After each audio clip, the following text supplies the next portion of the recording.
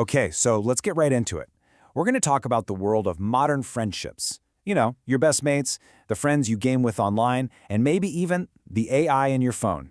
Just take a second and actually think about that. How many? Because the way we all make and keep friends is changing, and it's changing super fast, especially right here in Singapore. It's not just about who you hang out with after school anymore. All right, first up, let's talk about the friends you see face to face, your IRL crew, the ones you can actually high-five. So, the good news is, a recent study from the Institute of Policy Studies, or IPS, found that the vast majority of us, like a whopping 89.5%, still have at least one close, real-world friend that we can truly rely on. That's huge. And no big surprise here, we're finding these friends in all the usual spots. For most of us, friendships still spark in places like school, maybe during your CCA, or at community events. See, maybe all those group projects are worth something after all. But of course, your friendship circle doesn't just stop at the classroom door anymore, does it? Nope. It expands right onto your screen.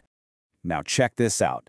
The data is super clear. Having friends you've only met online is a massive part of life for your generation. Almost half of young adults in Singapore have online-only friends. That's more than double the rate for older folks.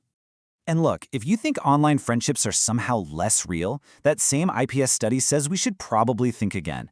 These connections can be incredibly deep, and they often link you with people from totally different backgrounds and cultures, which is honestly pretty amazing.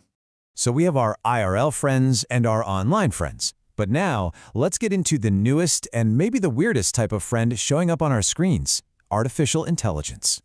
And I'm not talking about asking Siri for the weather or getting ChatGPT to do your homework. These AI companions are a whole different thing. They are literally built for friendship, to chat with you, remember things about you, and even offer emotional support.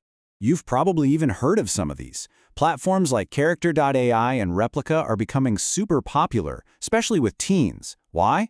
Because you can create your own ideal companion and talk to them about absolutely anything, anytime, and they won't judge you. And this isn't some crazy thing from a sci-fi movie.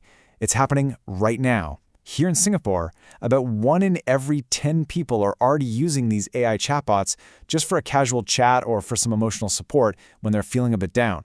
And you can totally see the appeal, right?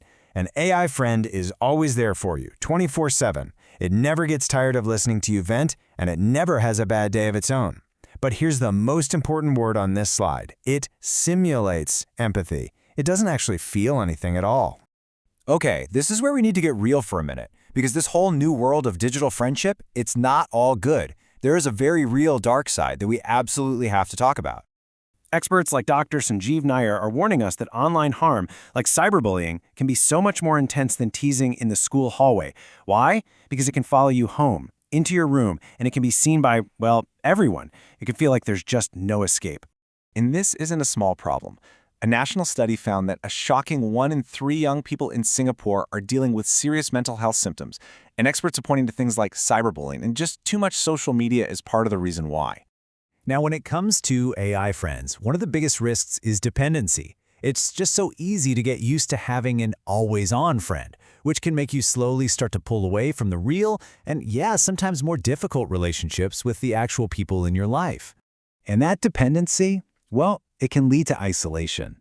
It might feel like you're connecting with your AI, but because it's not a real two-way street where you grow and get challenged, it can actually end up making you feel more alone.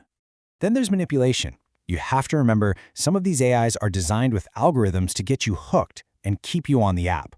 And even scarier, there are real stories of AI companions giving users truly dangerous, harmful advice because an AI has no idea about real-world consequences or human safety. Psychologists even have a name for one of the scariest long-term risks: empathy atrophy. Think of your empathy like a muscle. If you only ever talk to an AI that's programmed to agree with you and cater to your every need, that muscle, your ability to understand that real people have messy, complicated feelings, it can actually get weaker. Okay, I know that all sounds pretty intense, but the point of this isn't to scare you away from technology forever. Not at all. It's to empower you so that you're the one in control, not your apps. So here are 4 simple but super powerful steps. 1. Build up your digital smarts. Get to know how this stuff actually works. 2. Set some boundaries for yourself, like having phone-free time to actually connect with your family. 3. Question everything an AI tells you. It is a program, not a professional therapist. And 4, the most important one, if you are ever ever struggling, please talk to a real person you trust. At the end of the day, your phone, your laptop, your social media, they're all just tools. They can be an amazing window to a connected world, or they can become a wall that separates you from it. How you use them to build your connections, that choice is always yours.